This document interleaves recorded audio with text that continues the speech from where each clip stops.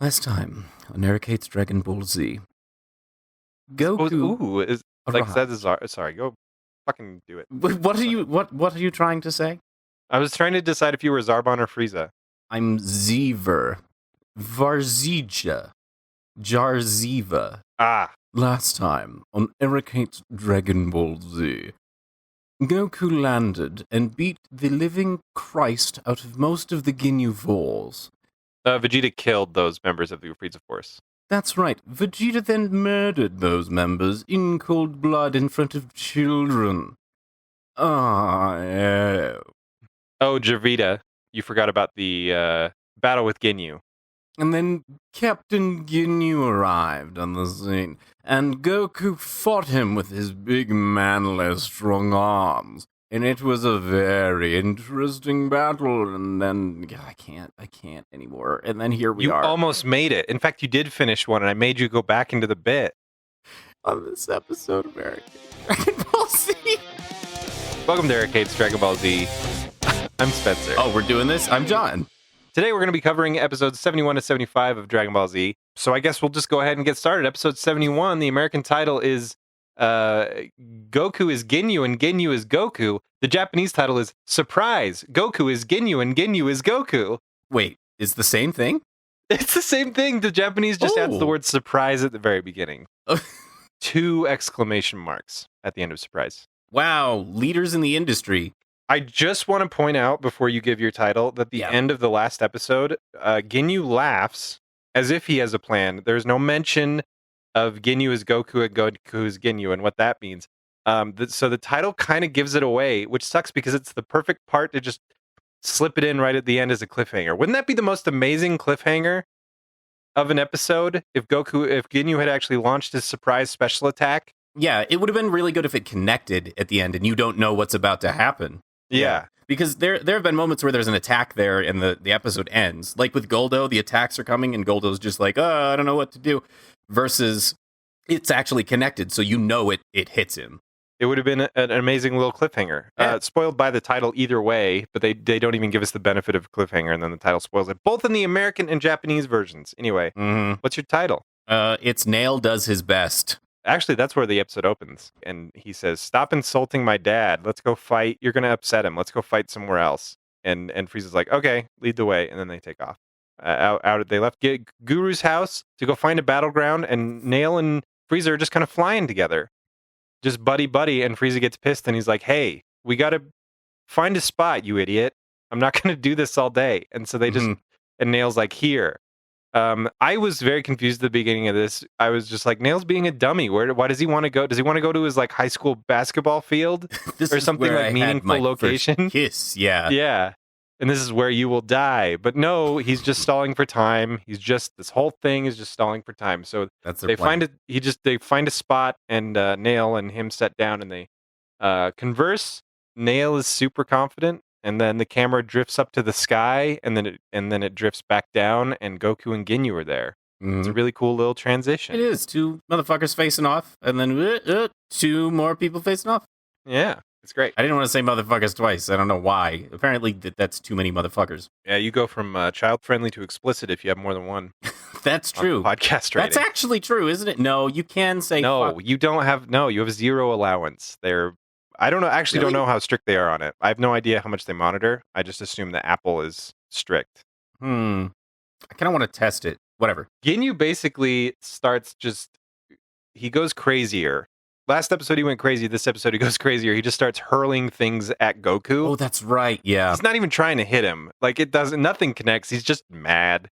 Like the Mad Hatter kind of mad. Like too much lead in your hat. I think this is in fact where it flips off Nail. It flips off to Nail and Frieza. There have been plenty of flip-offs, though. Nail is going to go ahead and fight Frieza. Frieza gives him a nice little monologue like, wow, I've assessed your power level, and you have a fair amount of power. But I would say that my left arm is about 500,000 times your entire power level. He's using a little bit of hyperbole, but he's not exactly wrong. Yeah, he's not entirely totally wrong. So Frieza says, look, I'll fight you without the use of my left arm as a one-time bonus. Oh, and while he's saying all this, a tree falls over in the background for some reason. Oh, because Nail just powered up and it like shakes everything. Oh, Because okay. Nail is actually apparently pretty goddamn strong. Apparently. Let's just say he doesn't get a Goku arriving on Namek episode for him, but It's difficult to tell because, little bit of a spoiler here. The only person Nail fights is Frieza, and since Frieza's the big bad guy, guess who wins that fight? yeah, so it's really hard to tell. Like they paint him as the ultimate Namekian warrior, but you don't see too much evidence of that. So Nail dives in. He's done with Frieza. He dives in and gives Frieza a hard karate chop right in the neck. And Frieza doesn't budge. The attack connects. It does absolutely nothing. His arm just woof, freezes on Frieza. And Frieza gives him a little laugh and rips off his arm. He grabs it and digs his Frieza fingers into it. And you see Nail's blood explode out and then slowly rips it off. Ugh. Oh, that's right. It's super gross. It's pretty gross. It's super brutal. There's a point where Nails kind of backed off of Frieza and he's looking at his open, gushing wound. And I thought he was going to pull a Piccolo and just regenerate the limb because that's what Namekians do. But then it just spurts a jet of blood. That's right. That was so strange. Frieza has a line. Frieza doesn't make any puns, though. He doesn't make a pun. He might as well have. He has Nail's severed arm, and he just goes, "Oh, I guess I can use this as a back scratcher." Yeah, back scratcher. Where do I come up with this stuff? And he laughs at himself. Yeah, it might as well be a pun at that point. Yeah, really. But there are puns to be had, and he didn't take them, and that's why Frieza is a gentleman. But then it cuts back to Nail's arm, and it does indeed regenerate. Nail expends some effort to pull this feat off, but his arm comes back. And a really interesting line from Frieza. Yes, Frieza scans Nail doing that with their scouter and says, "Oh, the power to regenerate. What did they say? The power to regenerate battle damage. I'll have to copy that power later." Yeah, he does. As if I don't know if this is just trying to make Frieza look really badass or if he actually does this later on in the show. I honestly can't remember.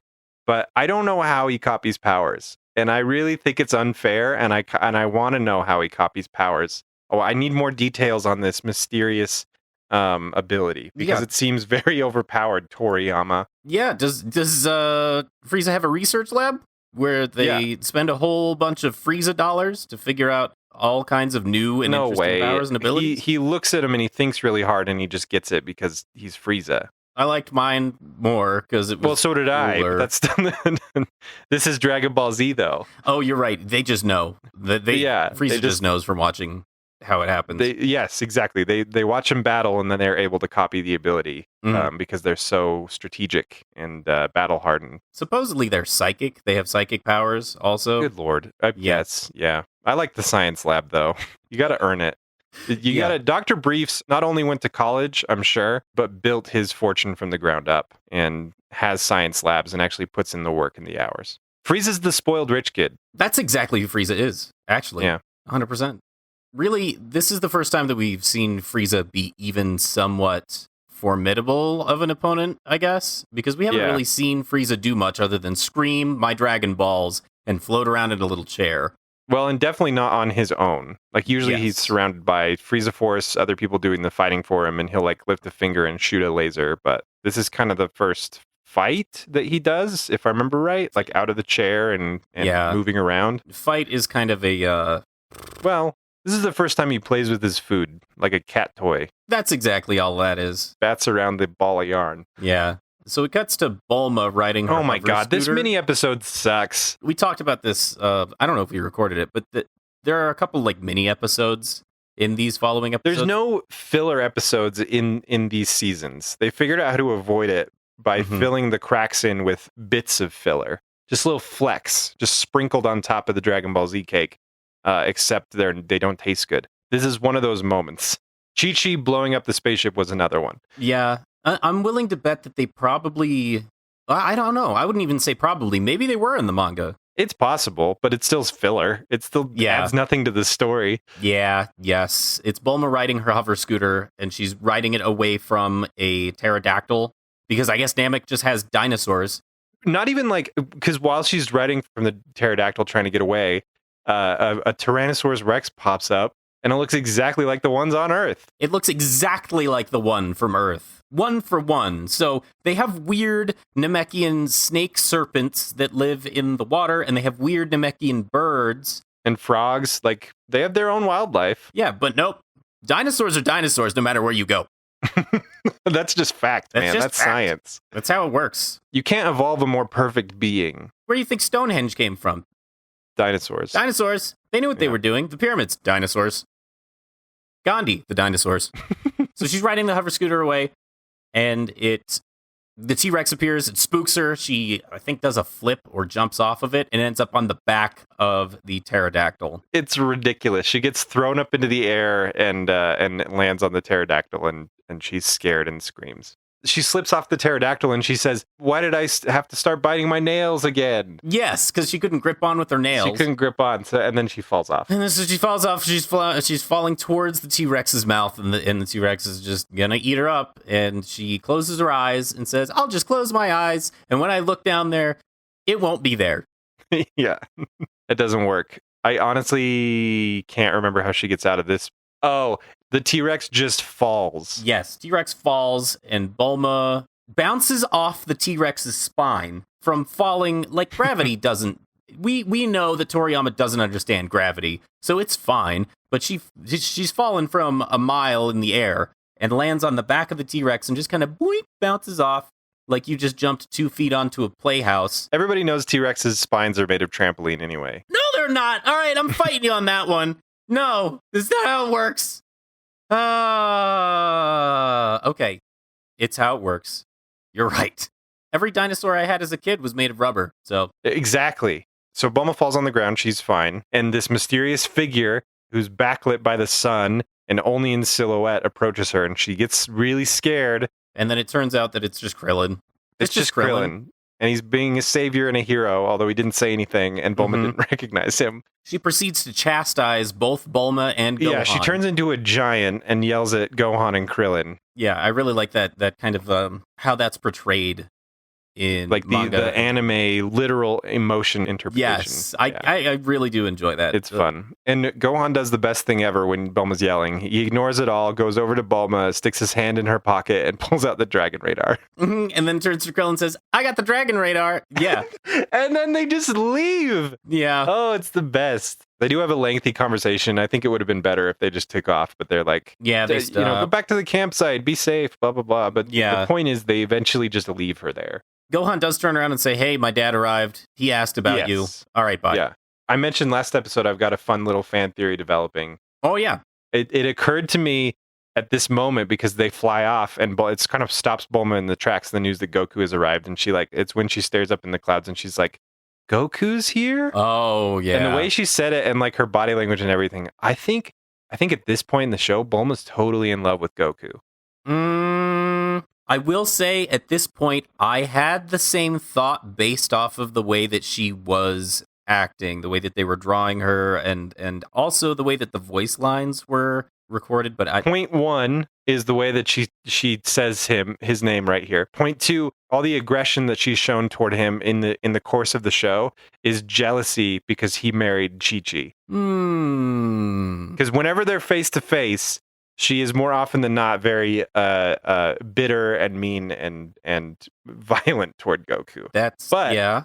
Point 3, when she's making the diary entry, she says, "I'm going to kill Gohan and Krillin, but I'm just going to kick Goku in the shin." Doesn't have murderous tendencies toward Goku in her private time. She also doesn't have fantasy tendencies towards Goku. Yes, she does, John. She does. Because point 4, when Bulma's daydreaming at her little campsite, I think we got distracted by the amount of clothes that child Goku was wearing, but she actually keeps flashing back to different moments in their lives together in a way that's like really heartfelt and almost very close to, John, very close to intimate.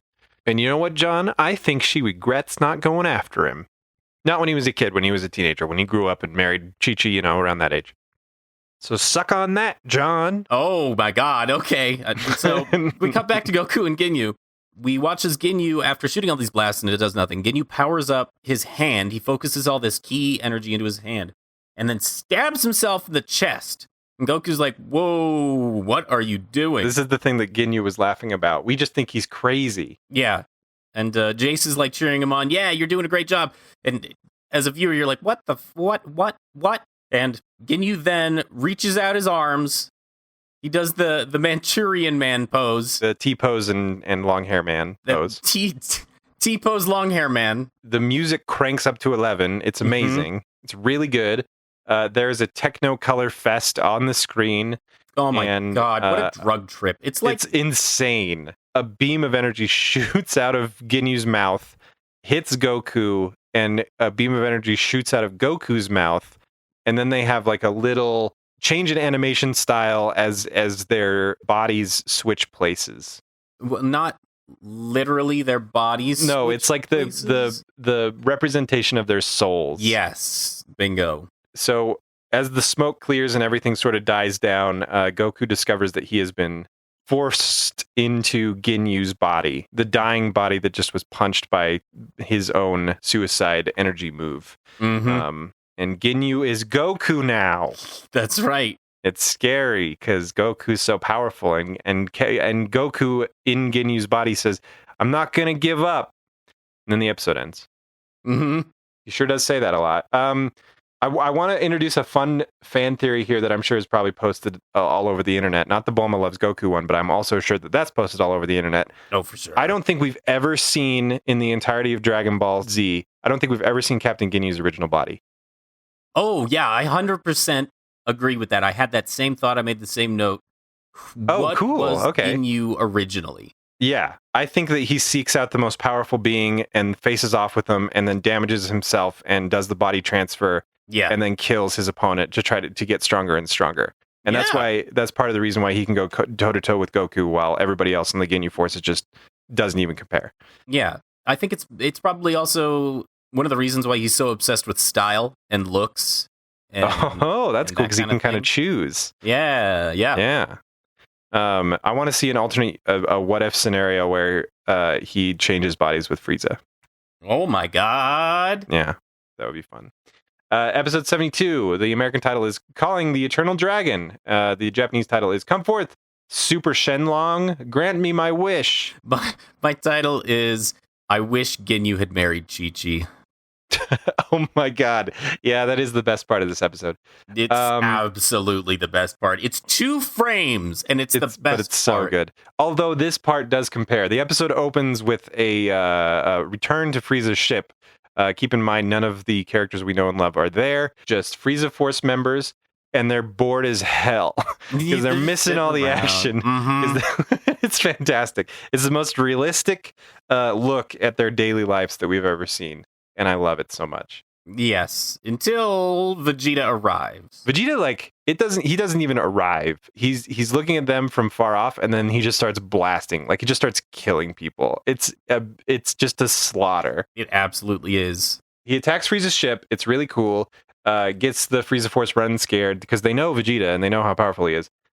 He gets inside Frieza's ship, and there's a cool top-down shot of him walking. It's just looking from directly above him as he's walking through the corridors of Frieza's ship, which is very neat. Mm-hmm.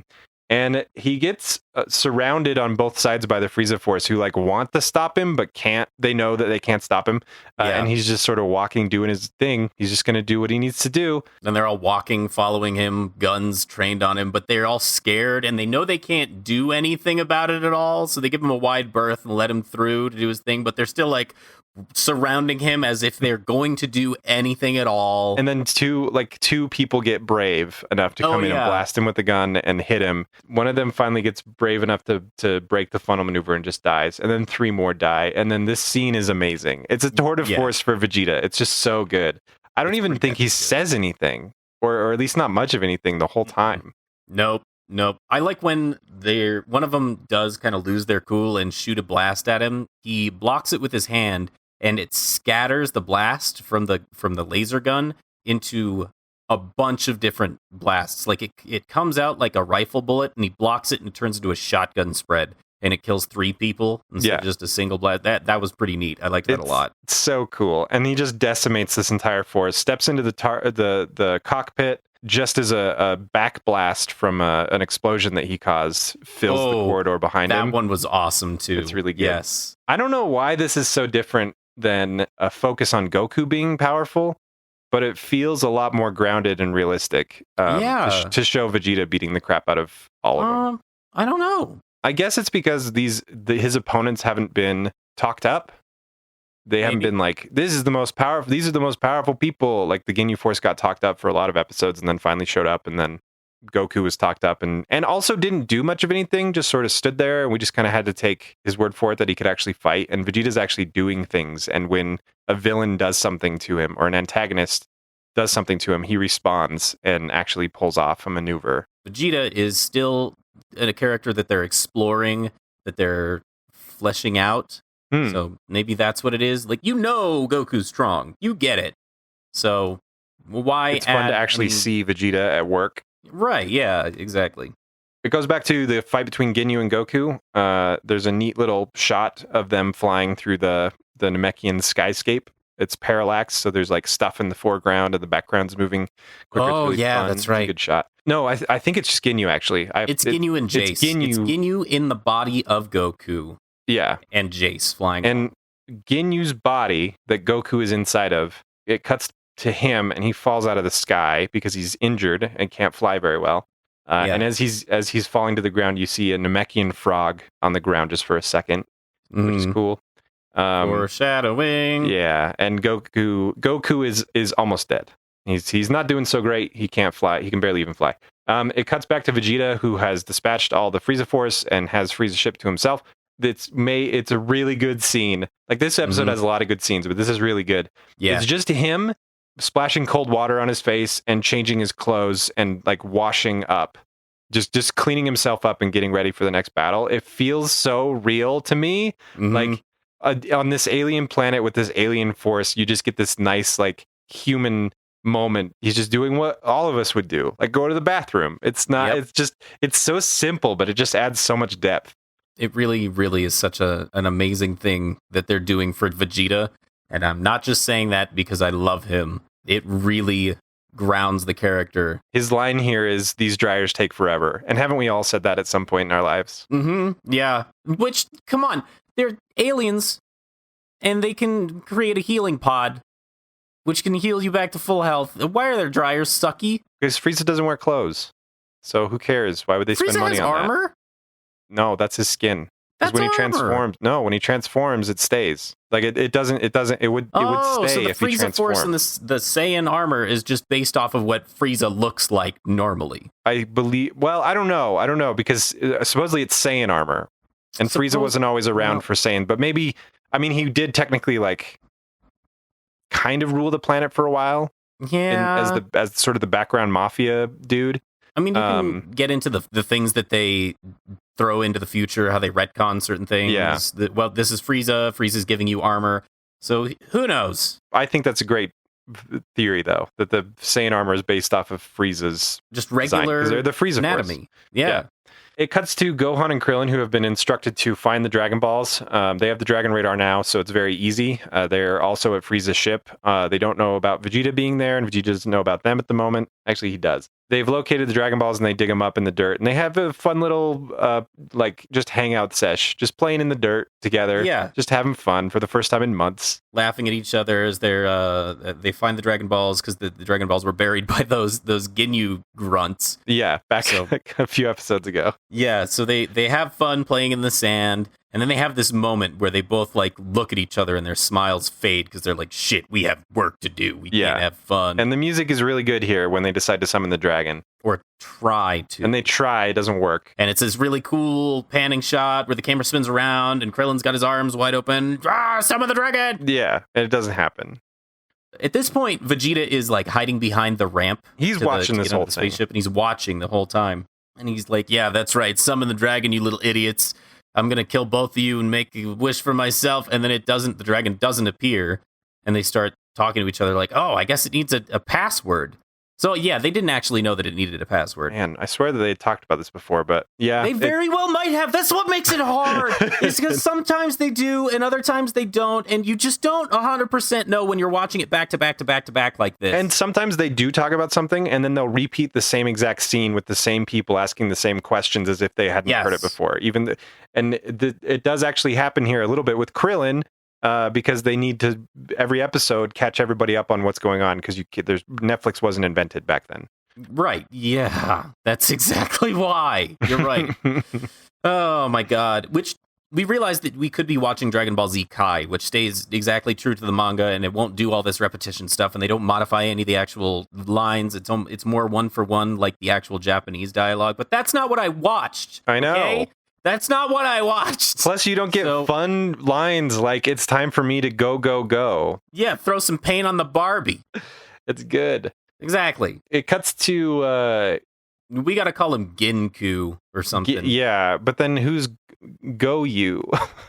Does the soul first or does the body come first? Soul, right? It would have to be Soul. Just go Ginyu in Goku and then Goku in Ginyu. Oh my God. I'm gonna get way too confused. Yeah. Current Goku. The Goku of the moment. That's right, yes. So today's Goku arrives at the ship with Jace. Mm-hmm. And he does a weird, like, Team Rocket intro. Oh, yeah, they do. Jace lands and starts doing a dance and is like, oh, Ginyu Force, it's the Captain Ginyu. It's time for Captain Ginyu. And then his response is, it's time for you to die, or something like that. Yes. Because it's almost rhyming. They tried so hard, and they got so far. But in the end, the kids are already got the Dragon Balls digged up. And then Ginyu of today shows up. And the plot is explained for the 5,000th time. Yes. I do want to make mention of Vegeta saying Goku instead of Kakarot.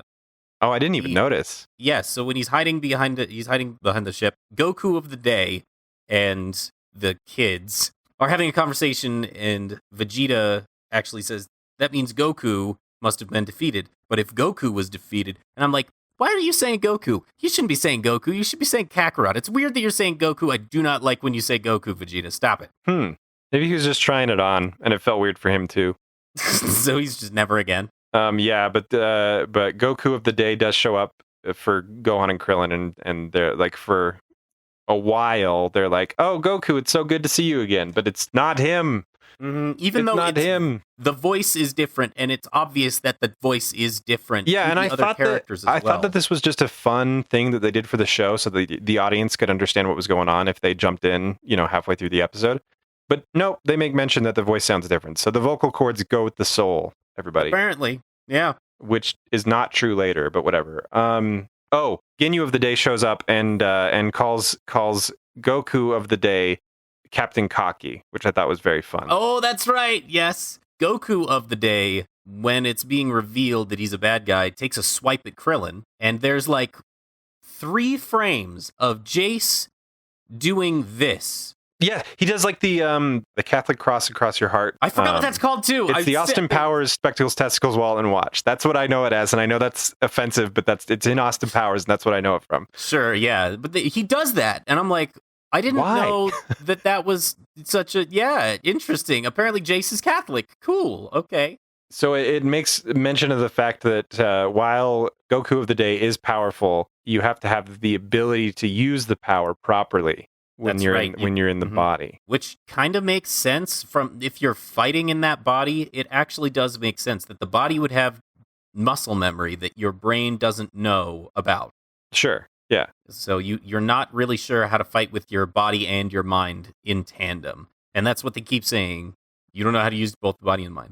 Yes. But in this episode, Goku of the day doesn't take it to heart because this episode once again ends with his laugh. That's right. Because isn't he starting to power up? Yes. He's like, oh yeah, I'll show you exactly how much more powerful I am now. And he starts powering up. And okay. There's been a decent amount of what Eric hates in this show over the past, 7 episodes. Especially this episode's pretty bad with it. This one specifically. Mm-hmm. I have a note about that. Ginyu powers up in Goku's body. His yell thing is so much funnier than any of the other ones. I don't know why. Did you hate it? I guess it was just I felt I was Eric in that moment. Oh my God. I was 100% John. I was like, this is wonderful. It's so awful it comes back around to being amazing again. So he's powering up, and we're waiting for Jace to read it with the scouter. He actually does say 180,000 before the episode ends. He does, but I think he's trying to remember, the old point that Goku was at. I sure hope that that's the case. Otherwise, it's just messy. This whole part of the show is messy. If you couldn't tell Super by messy. us tripping over the characters' names. Yeah. Previously, also, before that happened, once Gohan realizes that his dad is now in this body of this purple spiky alien creature, Gohan envisions what his life will now be like with this man as his father. I must have skipped over that, but he's like, "Oh man, Dad's in this body now. What does that mean when he comes back home?" Yeah, and there's a single frame of Gohan holding on to Captain Ginyu's leg riding the Nimbus cloud over Earth, and Ginyu's got a big smile. He's like, "Yeah," and Gohan is looking up at Ginyu like, "Oh my god!" And then it cuts to Ginyu.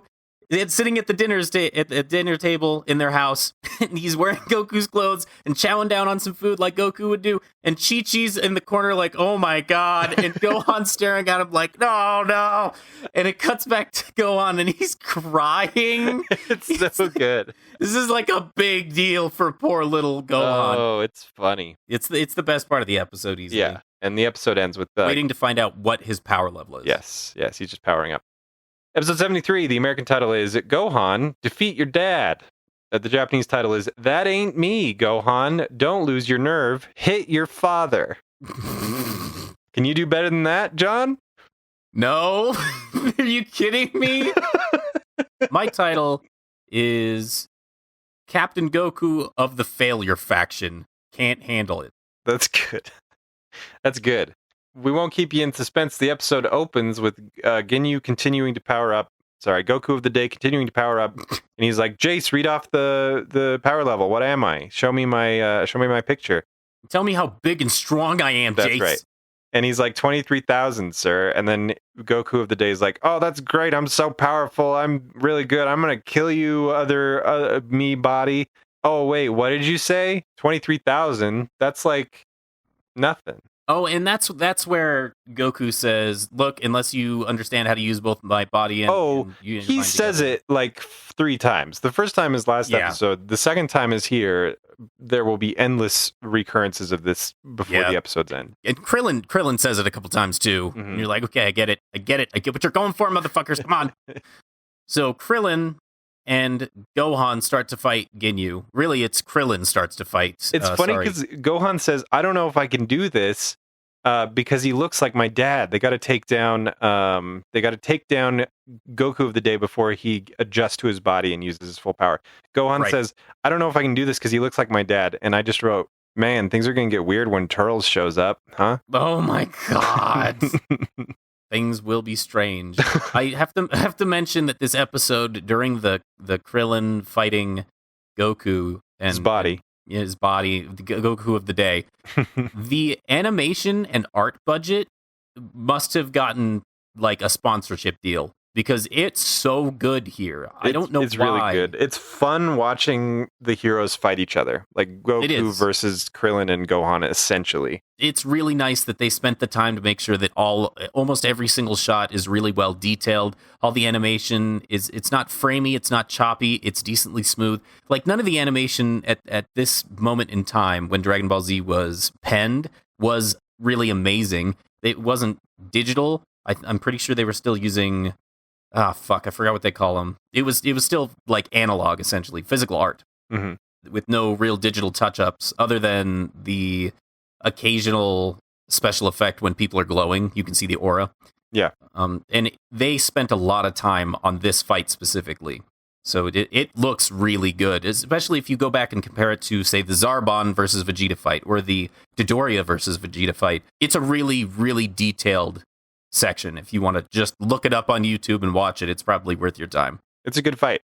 I think because all the characters are main characters, so they spend time. That's probably exactly what it is. Yeah. Yeah, and then Gohan gets his nerve and starts fighting. So it's Krillin and Gohan versus Goku of the day. Vegeta reveals himself and says, "Pick on someone your own size." To Jace, yeah, he walks out and he says, "Hey, Snow White, how about you pick on someone your own size?" Which doesn't make sense because he's red A, not a lady B, has no pumpkin C, no glass slippers D. Like, the list goes on and on. I really like your last 2 points because that's Cinderella, dude.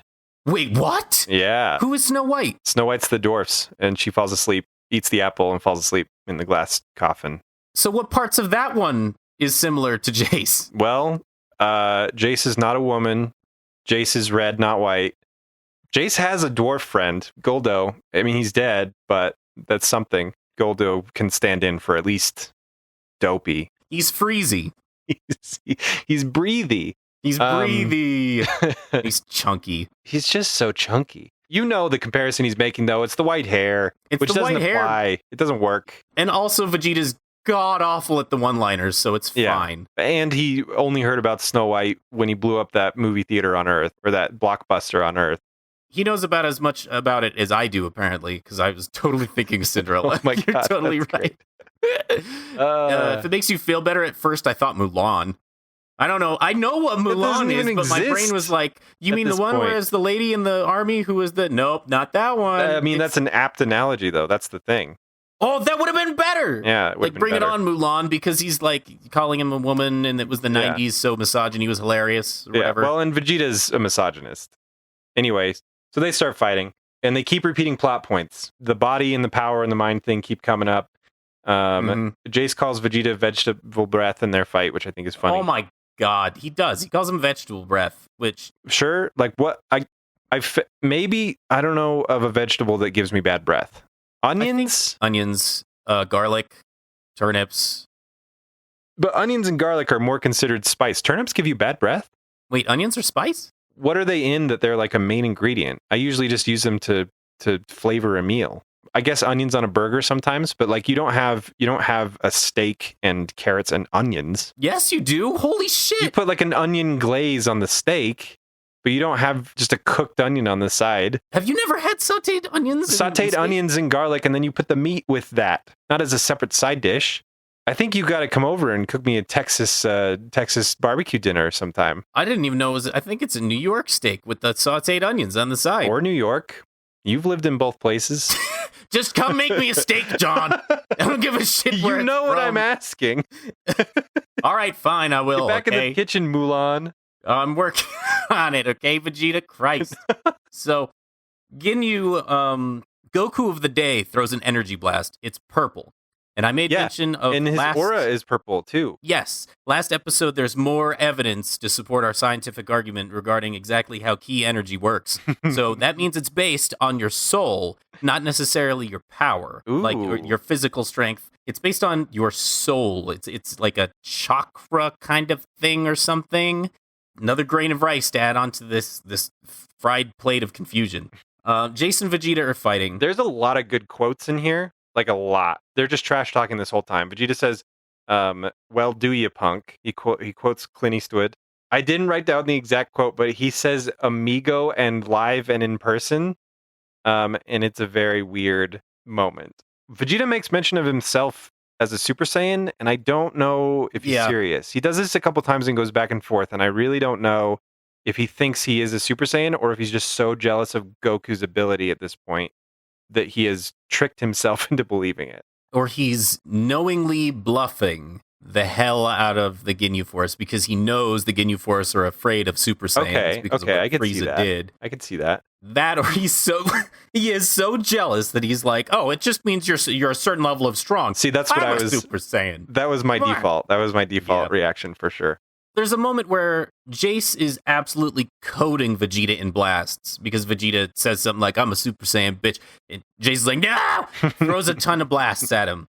And there's a shot where Vegeta emerges from the blasts and punches Jace in the face with his fist. And the way the punch is animated is the same way they animate some... I talk about animation a lot, like I know I didn't say good. anything about it. I don't have an eye for it as much as you do. The way that the screen shakes when Vegeta punches Jace in the face on that one hit is the same kind of shaky drawn technique that they use in One Punch Man, which, as far as I'm concerned, has some of the best goddamn fight animation ever. And it feels powerful. You can feel it through the screen how hard Vegeta punches Jace.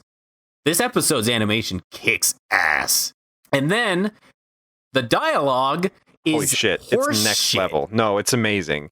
What? Meanwhile, while all this is going on, Goku of the day is fighting Krillin and Gohan and says the line, I hope you're both wearing clean underwear because you're about to take a trip to the emergency ward. Please explain what that means. I don't know. I don't know what it means. I have no clue. It's just amazing that it's a sentence that is used as an insult. When you're like, no, actually the dialogue is amazing. I thought, because I have this written down too, this exact quote. Oh. And I'm like, oh, maybe I just don't get it. Maybe there's a thing and I'm dumb. It's really deep. It's got a lot of symbolism in it. No, it's just funny. Like, there's a lot of really good lines that made me laugh, that were very entertaining. They make me say what in my high-pitched voice. Yeah. It cuts to King Kai for some reason, just for him to give a little warning. And then it cuts to Nail and Frieza, who I've forgotten about. Yeah, that's how long Nail has been keeping Frieza occupied. He's keeping him. I guess that's something. We don't see it, but they have been fighting this whole time.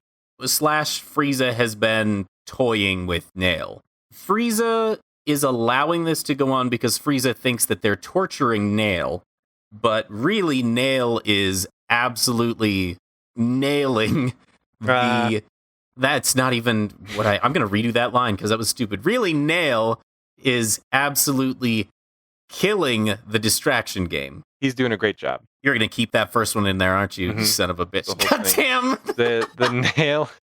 This is where Nail calls the humans Earthians, which I still think is a little weird, but I guess it makes sense given the Mechians. Cuts to Guru, who's just sort of monologuing this whole thing, his inner monologue, and he knows he's gonna die.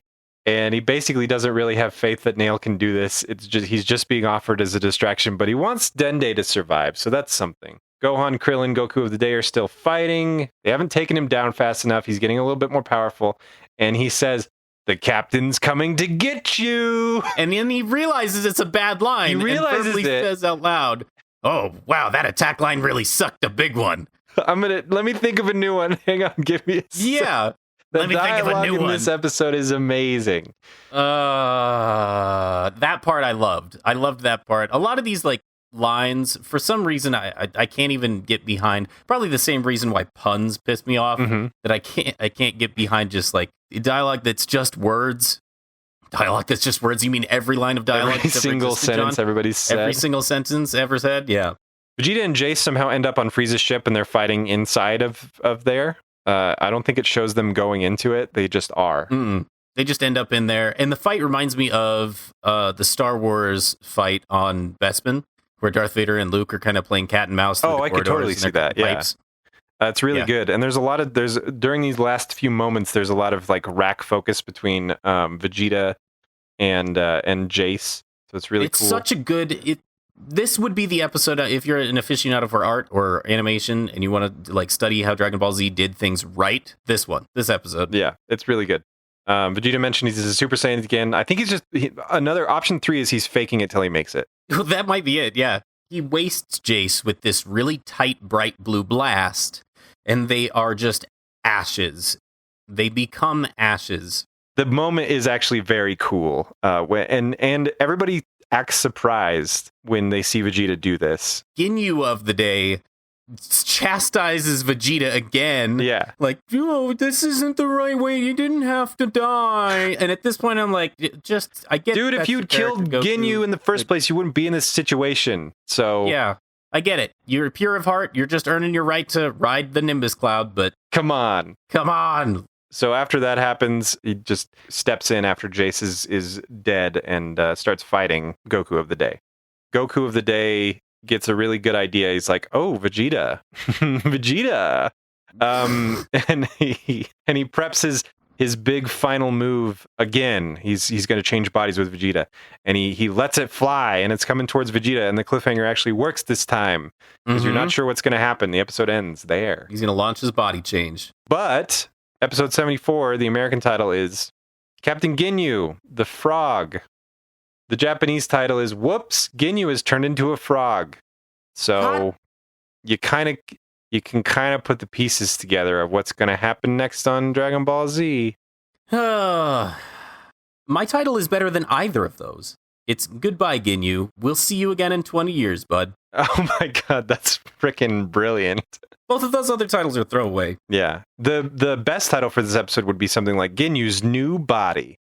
Because then you're like, oh no. So what happens is Ginyu of the day sees the blast coming toward Vegeta and does a Hail Mary jump in front of the blast and successfully switches back Goku and Ginyu. Thank God. Goku now in his body again. The body is destroyed because Vegeta's been fighting Goku of the day. Goku's very weak and Ginyu's still not back to normal. Yes, and Vegeta's weak. Everybody's weak. And they spend like 5 minutes establishing who's back in whose body now. That's right. And regular Goku tries to throw out a Kamehameha and he can't even get it out. He can't even get it up. And he needs some time to reset. He's back in his body. It's been a while. He just can't get it up. He's got to get used to it again. Just not in control of his powers quite yet. And then Vegeta, who is still in his regular body and still in control of his powers, starts beating the living Christ out of Ginyu. Yep. And Ginyu tries to change with Vegeta again, and it doesn't work. And the title at this point made me feel oddly suspenseful, filled with suspense, because it's not a question of what's going to happen to Captain Ginyu. It's a question of how. Because he's back in his regular body now, and he's still trying to switch with Vegeta. So when is this going to happen? When is this frog coming into play? I have to say, every time that Ginyu throws out his body change towards Vegeta just stares at the attack with the most vacant look that Vegeta has ever had. Just, He's the Prince of all Saiyans. Nobody can steal his body. So he's just in disbelief that he's like, the Earth is round, you peasants. Yeah, exactly. The Earth is round, bud. Excuse me? So Goku at this point is weak and on the ground and not doing anything. He's just watching the Vegeta Ginyu fight, and he actually figures out that Ginyu is letting Vegeta tenderize him. He's letting Vegeta hit him because he's going to execute that body change if Vegeta's too stubborn or doesn't care, just wants to win the fight. And the second Vegeta realizes it, Ginyu tries that body change for, third time's a charm.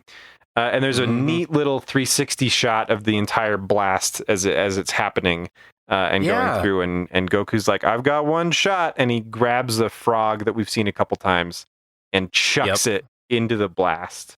And the entire sky lights up, and it's epic. Pretty goddamn nice. Yeah. And Ginyu slowly transfers his soul out of his original body and into this frog. Yes. But his vocal cords stay in his body this time because he can only say ribbit. But then also, his vocal cords transfer to the frog, because when the frog says ribbit, it's in Ginyu's voice. So he just can't figure out how to make it work and say anything other than ribbit. After this is all over, the sky clears and they all realize what happened. Ginyu of the day is a frog and he's on all fours hopping around. He's very confused. And frog of the day is Ginyu, and they all realize this. Vegeta, first instinct is to kill the frog, which I think is great. But I think it's Goku that convinces him to just let the frog go. And Vegeta's like, fine, get along, little froggy, he says. There's no reason he should know that quote or have the ability to make it into a pun. He shows mercy for the first time until he says, I just don't want to get frog guts all over my boots. All over my nice shiny boots. Which actually doesn't make sense because he's all princely, so sure, why not? So Vegeta realizes that he needs Goku for the upcoming fight with Frieza, and Goku is fucked up from this battle. So Vegeta brings Goku onto the ship, which that's where they are, is still Frieza's ship, which has been really fucked up by this point. Oh, man, it's a massacre on the inside. It's insane. There's bodies everywhere. Everything's blown up and damaged. Twisted metal everywhere, or whatever material they use. He's bringing Goku to a healing tank, and Goku sees a needle on the ship and just starts freaking out. I'm really glad that they kept Goku's fear of needles intact from way back when he was in the hospital. It's a nice little bit of continuity. I appreciate it so much, but yeah, it's so good. And Gohan's super embarrassed of his dad. That's right. Because I guess because they're in front of Vegeta or something. Not in front of Vegeta. Oh, when Vegeta explains what the pod does, Krillin says, "Oh, that's Mondo Cool." And Vegeta says, "That's right, boys, Mondo Cool." I do. I have that quote written down as well. It was the best. What a fucking 90s phrase. Yep. I'm going to start saying Mondo Cool again. Mondo Cool is definitely a product of the time that this show was dubbed. No question. Vegeta's plan is basically at this point to use all of our heroes, get him back into ship shape, have him attack Frieza, and throw him at him like cannon fodder, and then step in and steal the dragon's wishes, which is actually pretty dang clever. Vegeta has shown himself to be a pretty effective tactician throughout this series. If there's one thing that he's been able to prove throughout this whole silly ordeal, It's that he's a friggin' genius. Krillin asks, don't you have any better versions of this chamber? Oh, yeah, there's this weird tangent where they're like, I was the healing pod that Vegeta was in originally when we first see him when he lands on Namek, or the Frieza planet, excuse me, was like better somehow. And then the one on Frieza's ship is a lesser model. Why does this matter? Why is it important? I don't understand. Because their mouths, because in the show their mouths opened and closed, and they needed to invent words to put in those mouths. That's why. Okay, this is what it's from. Nail's still alive. Somehow, yeah. Cut to Frieza and Nail. Guess who's winning that one? Yeah, they put Goku in the pod to heal up, and then Frieza's killing Nail. Yeah, that's pretty much it. And then there is a scene where the gang puts on Frieza Force armor. This is kind of an interesting side note. If you want to see the differences between the dubs, the Funimation dubs, or the English dubs of Dragon Ball Z, there is a comparison video. I don't remember the title of the video, but it's of this exact scene. It's the first dub versus the second dub versus Kai, Ocean dub versus whatever. But you see it back to back to back, and there are subtle differences in the way that the voices are made, and even the lines are totally completely different. It's an interesting watch if you have 5 minutes of the day and give a shit. It makes the version that we are watching, the whole reason we're doing this, relevant, I think, because it is a unique version of the show that we're watching. It is. At the very end, Krillin decides to fuck off to go visit Guru in order to get the password to make a wish. Yeah, they find out that the armor's expandable. It's cool. They have this whole thing. They see that something's wrong with Vegeta. He's like coughing in the corner and he's not looking so good. Krillin decides to get the password from Guru on his own and has Gohan stay with Vegeta so that Goku stays all right and all that stuff. So Krillin decides to go off on his own. I think the only other thing that this episode covers is it's revealed that that the information that Guru gave Dende was the password, and Frieza finds out from Nail, and he's like, "Oh no, it's that kid that I passed in the sky." Which for me, I didn't see it coming, or if they mentioned it before, I missed it, and so I was like, "Holy shit, that's awesome! That's like a good reason to send Dende off on his own," and like it adds relevance to the scene where the two of them are together and they fly right by each other. That's technically the end of the season, but it's a shitty end of the season. We usually do 5 episodes an episode. So we're going to cover episode 75 today. Saga, excuse me. That's the end of the saga. The Ginyu Saga. And then this next episode is the first one of the Frieza Saga. Yeah, we're going to cover it though, because it's just a better ending for the questions that have been posed. And like 74 kind of sucks. Like the ending isn't good. Like it's not a finale. It's very meh. I feel like they put a lot of their animation budget in 73. And then 74 just suffered for it. So we're going to cover episode 75. Episode 75, the American title is Password is Purunga. The Japanese title is Thou who hast gathered the 7 Dragon Balls, now speak forth the password. My title is The End. Part 2. New Beginnings. The Purunga story. This episode opens on Gohan. He's alone outside of Frieza's ship. Watching the Namekian Dragon Balls, and he's talking to himself. The music is really good at this part. It's so good. Yeah. The whole scene is actually kind of adorable because it's just Gohan being a kid. He's admiring his new expandable Saiyan armor that he got from Vegeta in Frieza's ship. He thinks he looks like a superhero, and he imagines himself in this cute little crayon drawn background. Yep. Which is actually really funny because later on, but we'll get to it. Way later. Vegeta shows up and he's like, "Hey, I'm going to go take a nap." And then he does. He goes back inside. Yeah, he's like, 30 minutes will be enough for me to recover my strength. Apparently, the problem that he's been experiencing is he's just low on power. I thought it was going to be something more significant than that, but whatever. Nope. He's just sleeping. It cuts to Dende, who's flying through the sky with the password in his brain. His mission is to find the Earthians, and he stumbles upon a dead body on the ground, and he really freaks out. I think he thinks it's like Krillin or something. Yeah, he thinks it's Krillin. And then he lands, I guess because it's bald, and it turns out to be the dead body of Birder.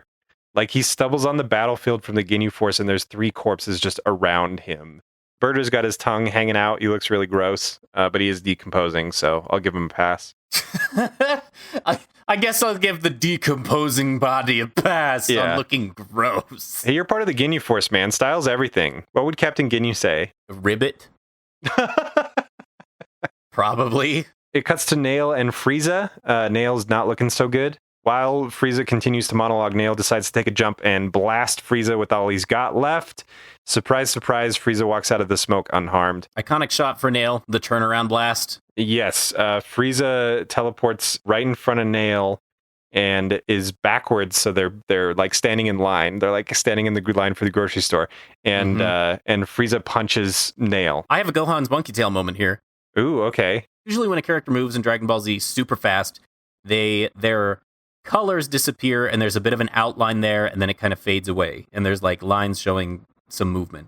Mm-hmm. That same thing happens with Frieza, and I'm like, if Frieza's so powerful, why can we even see that is there? We just watched Goku move so quickly that it appeared as though he didn't move. Why would they not show that? And then Frieza does teleport again, and it's so fast that they're there in a single frame, and the next frame they are entirely gone from the shot. It's like there was an error in the printing, but really that's just showing how fast Frieza is. Oh, cool. And I was like, oh, neat. The question raised, rectified in the next 30 to 45 seconds. I liked that.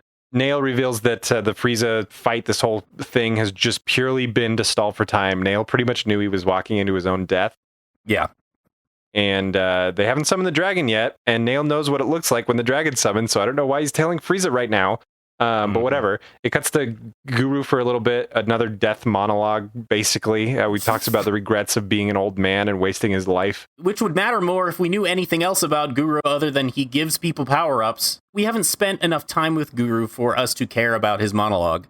When they did this exact same plot last saga, when it was Kami, I actually felt a little bit for Kami. That's true. He had been in the show for a while and actually had lines and like did things. Yeah, the incredible air traffic controller of Namek's air traffic strikes again when Krillin and Dende meet before Dende can run into any more dead bodies. They shout "What a relief!" at each other at the same exact time, and it's really funny. And Krillin's happy and Dende's happy, and Dende has the password, and now all they have to do, they have Dragon Balls, they have the password, they just got to go summon the dragon.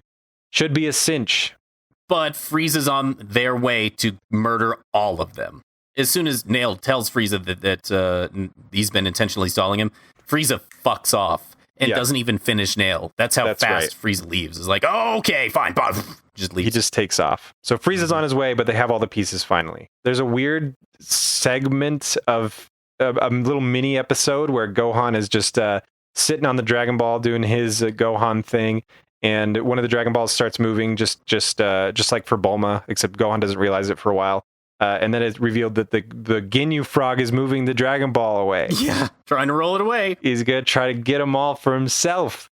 And then there's a girl frog, and it's pink, and it has lipstick, and Ginyu, the frog, doesn't really want to see the mate, and then is forced to go with the female frog of the day. Yeah, he's chased by the female frog. Off into the sunset. The Namekian sunset, which never ends. Which never happens, yeah. Dende explains that Guru had no faith in the Earthians at first. That's why they didn't share the password, which, fair enough. Krillin comes up with a master plan of once again moving the Dragon Balls to trick Vegeta before he can trick them. I do like that the good guys and the bad guys understand each other. And know that they're working together, but aren't friends. Like they totally are still planning to deal with each other in their own way once this big Frieza threat. It's a fun enemy of my enemy situation. Yeah, it's really good. It plays out really well. And in shows like this, you kind of expect them just to flip sides and then be, a good guy or a bad guy or whatever forever because they've switched sides. But that's not the case here, and everybody knows it. Vegeta is certainly a gray character, and they stay a gray character throughout a good portion of what we're That's what makes him fun. About. Mm-hmm. Dende arrives with Krillin at the site of the Dragon Balls, and Gohan's like, oh, cool, you found him, let's go. And they carry the Dragon Balls away from Frieza's ship exactly like I pictured they would have to, because the Namekian Dragon Balls are huge, and it's ridiculous. Huge. Finally, they gather it a good distance away from Frieza's ship, so Vegeta can't hear what's going on.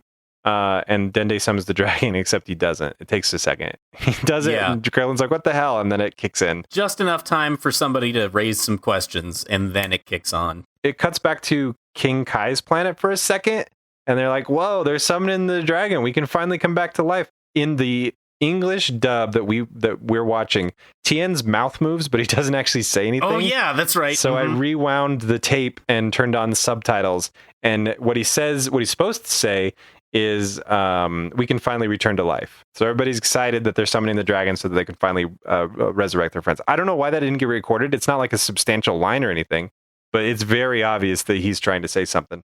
Dende offers that the password in the Namekian password translates roughly in English to Purunga, Dragon of Love, which is just nice. And speaking of which, Purunga, the Dragon of Love, is the most beefcake dragon that has ever existed. It's like the upper body of Arnold Schwarzenegger, the head of kind of a frog, sort of. He looks like a street shark. Oh my god, that's exactly what he looks like. Yes. Purunga looks like a fucking street shark with the genie bottom. And one of the last things we see is a shot of Ginyu the frog with a lipstick mark on his cheek. That's right, because at least Ginyu has some little taste of happiness. Yeah, in frog life. So Purunga has been summoned. They're free to make their wishes, but Vegeta knows that the dragon's being summoned, and Frieza is also on his way. Goku's still helpless in the healing pod. So what's going to happen next? I don't remember. But you can find out next time on Eric Hates Dragon Ball Z, and also Dragon Ball Z if you watch the show. Both of them. Oh yeah, we're doing a Saga in Review episode next time. Yeah, welcome to the end. This was the finale of the Ginyu Saga. We will be meeting up with Eric. We've got some plans. It might be different than last time. It might not be different from last time. We might not even have a Saga in Review. I might murder Eric next time on Eric Hates Dragon Ball Z. Hang on, edit this in. Next time on Terrence Hates Dragon Ball Z. Wait, who's Terrence? Because we murdered Eric. Oh, shit. We have to go find somebody named Terrence that hasn't watched Dragon Ball Z yet. I got a guy. Why do you have to... oh, okay, you already got a person. His name is Chris. That's not Terrence! Why do you have to make our job so hard? Every time with this. Do you know how long it took us to find a guy named Eric? Okay, I'm doing all this again. Thank you for listening to Eric Hates Dragon Ball. I can't keep that up. Thank you for listening to Eric Hates Dragon Ball Z. He may hate the show, but he loves that you're listening to it. If you have any feedback for us, feel free to send us an email at mail@ehdbz.com, or on Twitter using the handle @EricHatesDBZ. If you like us enough to show us some support monetarily, you can always head to ko-fi, everybody says it different, .com/EricHatesDBZ. The opening and closing themes for Eric Hates Dragon Ball Z were done by me, John Good. You can find more of my stuff on SoundCloud under the name Burn7. Eric Hates Dragon Ball Z is part of the Rocktopus network of podcasts. For more entertainment from our team, check out our sister podcast, Tales of Nowhere. It's a genre-bending tabletop RPG podcast where we take one cast of characters through multiple games and rule sets to tell one epic story. That podcast can be found at talesofnowhere.com or wherever you listen to podcasts. I hope you're enjoying the show because I think it's going pretty groovy.